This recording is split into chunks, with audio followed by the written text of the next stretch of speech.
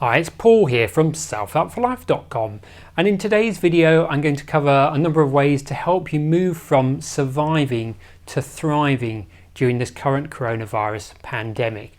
Now, before I get into how to do that, I encourage you to download my coronavirus checklist. This is a list of simple ways to help you stay well and stay safe, both mentally, emotionally and physically. To get this checklist, go to selfhelpforlife.com/coronavirus, or click the first link in the description below, or it will be the first link in the show notes if you're listening to the podcast version. Now, besides the checklist, you also get regular emails from me with tips, advice, positive news stories, and some humour to help you get through this challenging time. So my first way is to choose love over fear. So what does love look like? It's helping and supporting other people. It's having a sense of connection with others. It's a feeling that we're all part of humanity and we're in this together. It's having a feeling of hope and knowing that this is going to get better, that we are going to come out of this stronger. It's having a sense of compassion, empathy, and caring. So what does fear look like? Well, it's separation. It's a feeling that it's us versus them. And them could be the government. Them could be China, where we believe this all first started. Fear is also having that sense of panic, and this has been manifested by people panic buying toilet rolls and other things from the supermarket. It's also anxiety and worry, and also blaming, so blaming other people for this. And then there's despair, which is basically a lack of hope, and also anger about how this whole thing started, anger about how it's affected your life. So which would you rather have? Love and the nice positive feelings that come from that, or fear and the not so pleasant feelings that come from that? So the second way is to question what you're scared of right now. So for most people, it's one of two things. You're either scared or afraid of getting sick, or someone you love getting sick, or you're afraid of losing your job or being significantly affected financially as a result of this. So what a lot of people do is they tend to rattle these off as like statements. So they'll say things like, I'm afraid of getting sick, or I'm afraid of losing my job. Now, these are statements, and when you say statements like that, it's hard to shift them, it's hard to change them. So the way around this is to turn them into questions. So questions such as, how can I reduce my chances of getting sick? So when you ask yourself a question, your brain is encouraged, if not even forced, to answer it. So the answers might be, well, I can do things to build my immune system. So in terms of eating the right foods, reducing stress, getting plenty of sleep. So there's things you can do there to help reduce your chances of getting sick.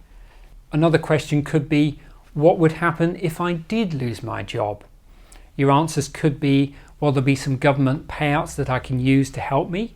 I can also use some of my savings for a while, and I can use that time to develop some new skills and maybe get a new job that actually is more enjoyable. Another question could be, what could I do to reduce my chances of losing my job?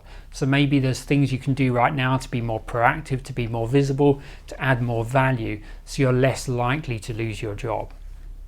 So number 3 is to express and release your emotions. Your feelings are valid, and it's okay to feel sad, it's okay to feel angry, it's okay to feel confused, okay to feel overwhelmed, frustrated, and any other negative emotion. Having said that, negative emotions create negative energy, and that's because your body is preparing to fight or flight. So it needs the energy to either fight something or to run away. But what happens generally now is that we don't fight or we don't run away. So this negative energy gets held inside us, and that's not a good thing. So it's important that you find a way to be able to release this energy. So it could be by exercising, it could be by having a good cry, it could be by thumping pillows. Whatever it is, as long as you don't harm anyone else in the process, do something that you need to do to release that energy. So number 4 is to understand your emotions. So once you have expressed and released any negative emotions, I encourage you to do some journaling. So grab a notebook or open a file on your computer and ask yourself these questions. Why did I feel this way? What triggered this? And where did it come from?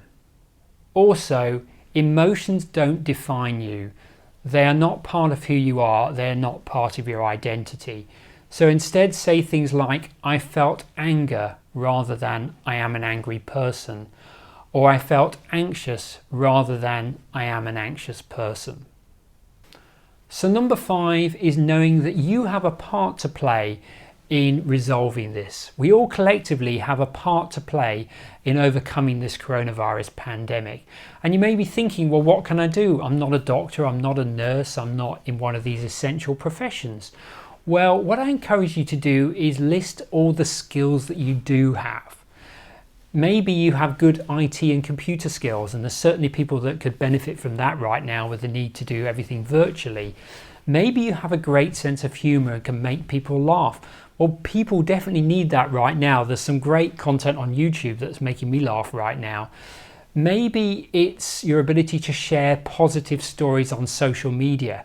So you can do your little bit to counteract a lot of the negativity that's on social media by posting some uplifting, hopeful, positive stories.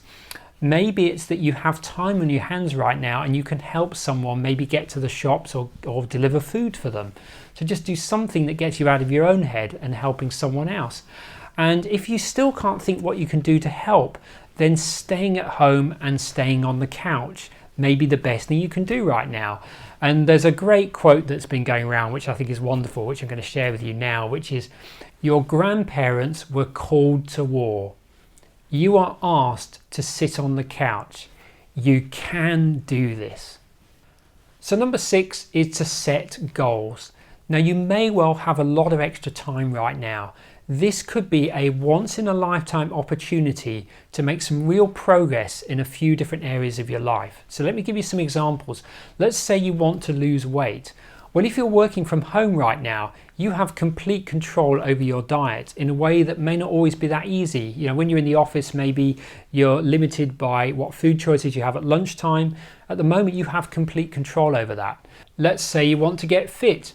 Well, when you're in the office, it can sometimes be quite hard to fit that into your day. But now you're working from home, it's very easy to do some exercise instead of that commuting time, fit a little bit in at lunchtime or do a bit later in the day. So you can save that commuting time and actually do something really constructive during that time.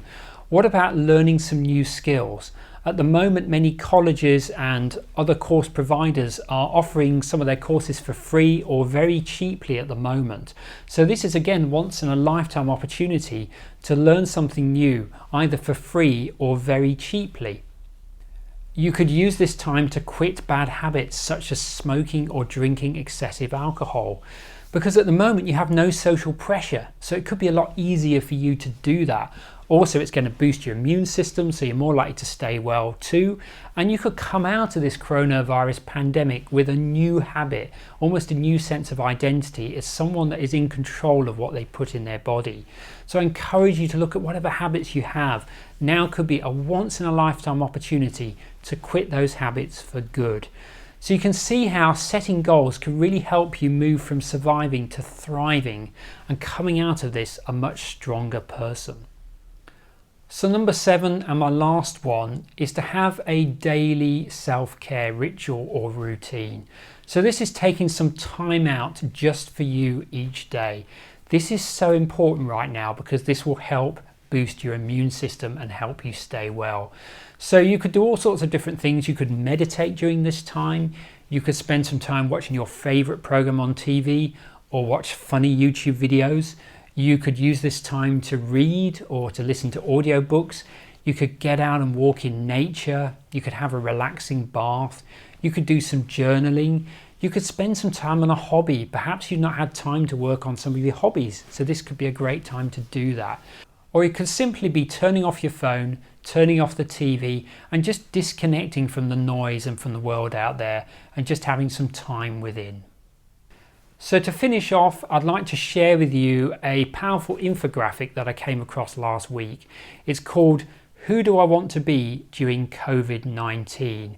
And you can be in one of 3 zones: the fear zone, the learning zone, or the growth zone.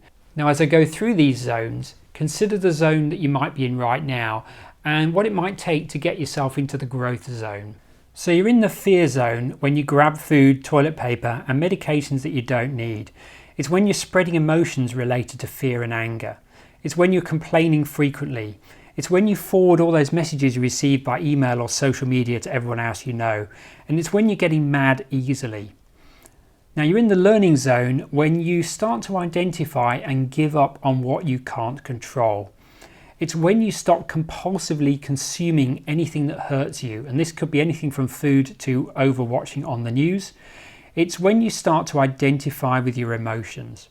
It's when you become aware of the situation and think about how to act as opposed to acting impulsively or reacting.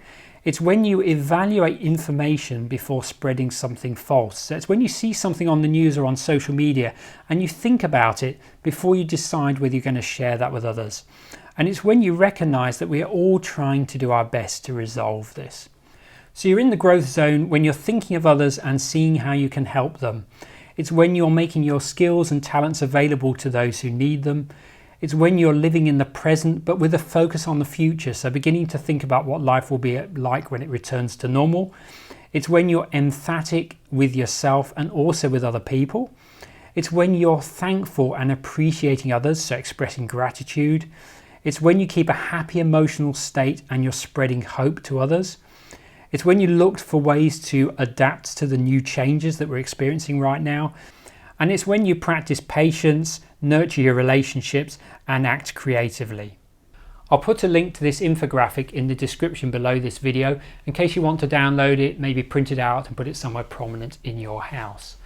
Now, as I mentioned earlier, I encourage you to download my coronavirus checklist. This is the list of simple things that you can do right now to stay well mentally, physically, and emotionally. So to get the checklist, go to selfhelpforlife.com/coronavirus or click the first link in the description below or in the show notes if you're listening to the podcast version. And besides the checklist, you'll also receive regular emails from me with tips, advice, positive news stories, and some humor as well. So I hope this video helps change your mindset from merely surviving to thriving so that you can come out of this as a stronger, more positive and resourceful person. So I'd like to thank you for taking the time to watch this video, and I look forward to sharing more great content with you very soon. Bye for now.